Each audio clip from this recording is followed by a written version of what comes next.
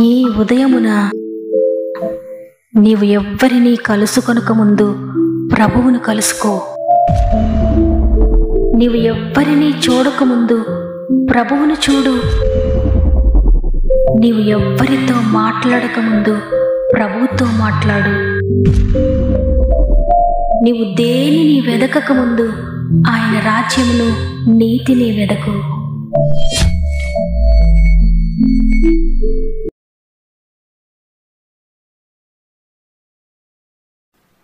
Praise the lord. ఈ ఉదయకాలమున God first అనే ఆధ్యాత్మిక కార్యక్రమానికి మిమ్మల్ని అందరినీ హృదయపూర్వకంగా ఆహ్వానిస్తూ ప్రభు అయిన యేసుక్రీస్తు నామములో మీ అందరికీ నా యొక్క ప్రత్యేకమైన శుభములు తెలియజేస్తూ ఉన్నాను. ప్రియ దేవుని బిడ్డలారా, మీరందరూ ఎలా ఉన్నారు? దేవుని అత్యంత కృపను బట్టి మీరంతా బాగున్నారు కదా.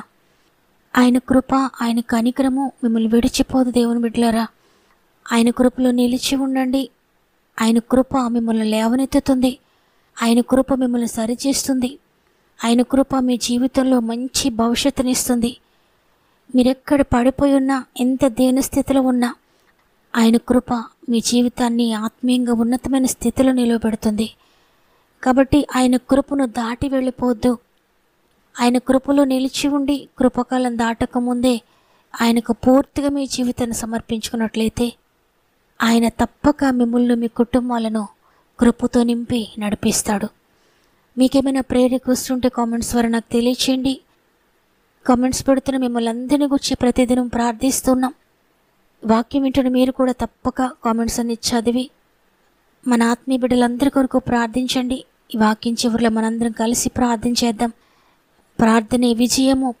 ప్రార్థన ద్వారా మన ఆత్మీయ కుటుంబంలో అనేక కార్యములు చూడబోతున్నాం. ధైర్యం తెచ్చుకొని దేవుని కొరకు నిలవబడండి, ప్రార్థించండి, విజయాలు పొందుకోండి. దేవునికి మహిమ కలుగునుగాక.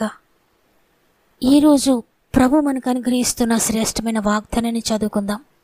కీర్తనలు 107వ అధ్యాయము 9వ వచనము. ఆశగల ప్రాణమును ఆయన తృప్తిపరిచి ఉన్నాడు. ఆకలిగొనిన వారి ప్రాణమును మేలుతో నింపి ఉన్నాడు. ఆమేన్. ఈరోజు ఈ మాటలు వింటున్న ప్రియ దేవుని బిడ్డలారా, ప్రభు వాగ్దానం చేస్తున్నారు, ఆశగల ప్రాణమును తృప్తిపరుస్తానని. మనందరం కూడా మన జీవితంలో ఎన్నో ఆశలు కలిగి ఉంటాం. అయితే అనేక సార్లు మన ఆశలన్నీ కూడా అడియాసలుగానే మిగిలిపోతూ ఉంటాయి. అవును, ఈ లోకంలో మనం దేనిపై ఆశ పెట్టుకున్నా మన ఆశలకు వెళ్ళ నీరైపోవచ్చు. మనం ఆశించినవన్నీ రెక్కలు కట్టుకొని వెళ్ళిపోవచ్చు. కానీ దేవునిపై మనం ఆశ పెట్టుకుంటే, ఆయన కొరకు చెయ్యాలని ఏదైతే మనం ఆశిస్తున్నామో, ఆయన కొరకు జీవించాలని ఏదైతే మనం కోరుకుంటున్నామో ప్రతిదీ కూడా ఆయన నెరవేరుస్తాడు. ఎందుకంటే నెరవేర్చడానికి ఆయన సమర్థుడైనటువంటి దేవుడు.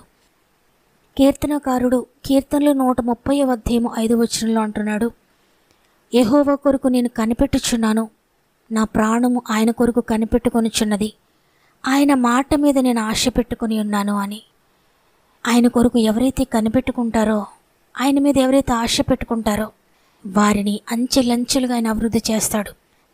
దావీదు కూడా ఎందుకు పనికిరాని వ్యక్తిగా ఉండి దేవుని మీద ఆశ పెట్టుకున్నాడు, ఆయన కొరకు ఎదురు చూశాడు. ఆయన మాత్రమే నన్ను హెచ్చించగలడు, నన్ను లేవనెత్తగలడని ఆయన కొరకే ఎదురు చూశాడు. తండ్రి మీద ఆశ పెట్టుకోలేదు, తల్లి మీద ఆశ పెట్టుకోలేదు. నా అన్నలందరూ రాజు కొలువులో గొప్ప ఉద్యోగస్తులుగా ఉన్నారు కదా, నాకు కూడా మంచి లైఫ్ని చూపెడతారేమో, నాకు కూడా భవిష్యత్తును చూపెడతారేమో అని అనుకోలేదు. కానీ దేని మీద ఆశ పెట్టుకోకుండా ఒకే ఒక్క గురి కలిగి ఉన్నాడు. యెహోవా నా కాపరి, నాకు లేమి కలుగదు, పచ్చిక గల చోట్ల ఆయన నన్ను పరుండ చేస్తాడని ఆయనను కాపురిగా పెట్టుకొని ఆయన కొరకు కనిపెట్టుకొని ఉన్నాడు. అవును, ఆయన కొరకు కనిపెట్టుకున్న వారిని ఎవ్వరిని కూడా ఆయన త్రోసివేయడు, ఆయన విడిచిపెట్టడు. దేవుని కొరకు ఎదురు చూస్తున్న వారి మీద ఆయన కనుదృష్టి ఉంటుంది. ఆయన వారిని లక్ష్యం చేస్తాడు, వారి దగ్గరికి వచ్చి వారి యొక్క ఆశను తీరుస్తాడు. నిజంగా ఆయన కొరకు ఎదురు చూడడంలో గొప్ప ఆశీర్వాదం ఉంది. దేవుని బిడ్డలారా, నిర్జీవమైన స్థితిలో ఉన్న, దీన స్థితిలోనికి వెళ్ళిపోయినా, ఈ లోకమంతా చిన్న చూపు చూస్తున్న జీవితం కలిగి ఉన్నా, దేవుని మీద ఆశ పెట్టుకొని ఆయన కొరకు కనిపెట్టుకొని ఉంటే ఆయన మన దగ్గరకు వస్తాడు. మన జీవితంలో ఉన్న ప్రతి లోటుపాటును తీసివేస్తాడు. మనకొక మార్గమును, ఒక గమ్యమును చూపిస్తాడు. జక్కయ్య ఏ విధంగానే యేసుప్రభువారి కోసం ఎదురు చూస్తున్నాడు. గొప్ప ఉద్యోగస్తుడు, మంచి స్థానంలో ఉన్నాడు, చాలా ధనవంతుడు, స్టేటస్ ఉంది, ఉద్యోగం ఉంది, ధనం ఉంది, అన్నీ ఉన్నాయి. కానీ మనశ్శాంతి లేకుండా ఉన్నాడు. యేసుప్రభువారి గురించి విన్నాడు. ఆయనను కలుసుకుంటే, ఆయన దగ్గరికి వెళ్తే నాకు శాంతి సమాధానం దొరుకుతుందేమో అని యేసుప్రభువారి దగ్గరికి వచ్చాడు. అయితే పొట్టివాడైనందున నేను యేసుని చూడలేము అనుకున్నాడు. ఏ విధంగానైనా ఆయనను నేను చూడాలి, ఆయన నేను కలుసుకోవాలని ఆశ కలిగి అక్కడ ఉన్న మేడి చెట్టు ఎక్కి యేసుప్రభువారి కోసం ఎదురు చూస్తున్నాడు ఆశతో. ఎంతసేపు ఎదురు చూచాడో తెలియదు, ఎంతసేపు ఆయన కొరకు కనిపెట్టాడో తెలియదు. కానీ ఆయన వచ్చేంతవరకు కనిపెట్టాడు. ఆయన వచ్చి జక్కయ్య నువ్వు దిగు అని చెప్పేంతవరకు, జక్కయ్యతో మాట్లాడేంత వరకు కూడా కనిపెట్టాడు. గొప్ప ఉద్యోగస్తుడు అండి. చెట్టు ఎక్కుతుంటే ఎంతోమంది హేళన చేసి ఉంటారు, ఎంతోమంది నువ్వు పొట్టివాడు అని అనుంటారు, ఇంకా అనేక మంది హేళన చేసి ఉంటారు. కానీ ఇవేటిని కూడా పట్టించుకోలేదు. ఒకే ఒక్క గురి, నేను ప్రభువుని చూడాలి, ప్రభువుని కలుసుకోవాలని ఎంతో ఆశతో ప్రభు కొరకు ఎదురు చూచాడు. ఎదురు చూచిన జక్కయ్య ఆశను ప్రభువు అలక్ష్యం చేయలేదు. హృదయ రహస్యాలు ఎరిగిన దేవుడైన జక్కయ్య హృదయాన్ని ఎరిగిన దేవుడు జక్కయ్యను ముందుగానే చూచాడు. చెట్టు ఎక్కి కూర్చున్న జక్కయ్యను ముందుగానే చూచాడైనా. వచ్చిన వెంటనే చెట్టు మీదకు చూచి, జక్కయ్య దిగిరా, నేడు నేను నీ ఇంట ఉండాల్సి ఉంది, త్వరగా దిగిరా అని అక్కడున్న వారందరినీ కూడా పట్టించుకున్నట్లుగా లేదు. ఆశ కలిగి ఆయన కొరకు ఎదురు చూస్తున్న జక్కయ్య కొరకు యేసుప్రభువారు వచ్చినట్లుగా అక్కడ స్పష్టంగా ఉంటుంది. యేసుప్రభువారు జక్కయ్య దగ్గరికి వెళ్ళిన తర్వాత జక్కయ్య తన పాపములన్నీ విడిచిపెడతాడు, ఒప్పుకుంటాడు. యేసుప్రభువారిని కలుసుకున్న తర్వాత జక్కయ్య జీవితం మారిపోతుంది. తన జీవితంలో తను చేసిన మోసములన్నిటిని కూడా ఒప్పుకుంటాడు, విడిచిపెడతాడు. ఇది మొదలుకొని నేను దేవుని కొరకు జీవిస్తాననే నిర్ణయం తీసుకొని ఇతడును అబ్రహాము కుమారుడే అని అనిపించుకుంటాడు. చూడండి, ఎదురు చూడడం చాలా కష్టమైంది జక్కయ్యకు. అనేక మంది హేళనలు ఎదురయ్యాయి. పొట్టివాడైనందున తనని ఎంతోమంది బాధపరిచే మాటలు మాట్లాడే ఉండొచ్చు, కానీ అవేమీ పట్టించుకోలేదు. ప్రభు కొరకు ఎదురు చూడడంలో వచ్చిన సమస్యలేవి కూడా జక్కయ్య పట్టించుకోలేదు. ఎదురు చూచాడు, అద్భుతకరమైన సంతోషాన్ని, సమాధానాన్ని, శాంతిని పొందుకున్నాడు. ఈరోజు నీవు కూడా అనేక సంవత్సరాలుగా ఎదురు చూస్తున్నావేమో ఏదైనా కార్యం కొరకు, అనేక పరిస్థితుల కొరకు నీవు ఇంకా ఆలస్యం అవుతుంది ఏంటని కంగారు పడుతున్నావేమో. ఈరోజు ప్రభు నీతో మాట్లాడుతున్నారు ప్రియ దేవుని బిడ్డ. యెషయా 30:18 ఉంది, మీ యందు దయ చూపవలెనని యెహోవా ఆలస్యం చేయుచున్నాడు, మిమ్మును కరుణింపవలెనని ఆయన నిలువబడి ఉన్నాడు.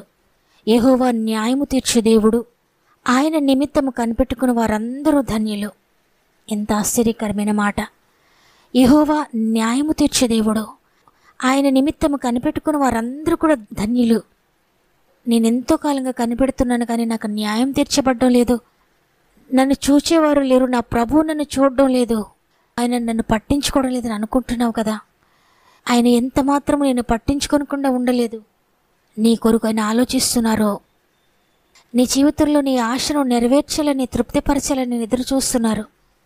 నీ జీవితంలో ఆయన కొరకు నీవు కలిగి ఉన్న ఆశను తృప్తిపరచాలని ఆయన ఎదురు చూస్తున్నాడు.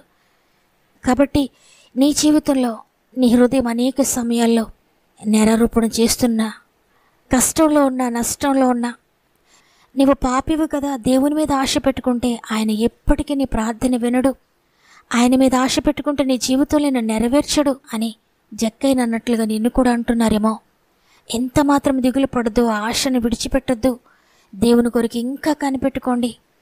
యేసుప్రభువారు వచ్చేంత వరకు సహనముతో జక్కయ్య ఎదురు చూచి ఆయన దీవెనలు ఎలా పొందుకున్నాడో అదేవిధంగా ఆయనపై ఆశ పెట్టుకొని ఆయన కొరకు ఎదురు చూస్తున్న వారెవ్వరిని కూడా ఆయన విడిచిపెట్టడు, వారిని ఎప్పటికీ కూడా త్రోసివేయడు. నీ మార్గం ప్రస్తుతం ఒకవేళ ముళ్ళుగా ఉన్నా, నీ గమ్యం నీకు తెలియనప్పుడు దేవుని కొరకు ఎదురు చూడు, ఆయన కొరకు కనిపెట్టు, తప్పక నీ ఆశ ఆయన నెరవేరుస్తాడు. ఇకనైనా గాని ఇప్పుడైనా గాని దర్శించగా రావా, అభిషేకం లేక దర్శనము రాక నశించుచున్నానయ్యా.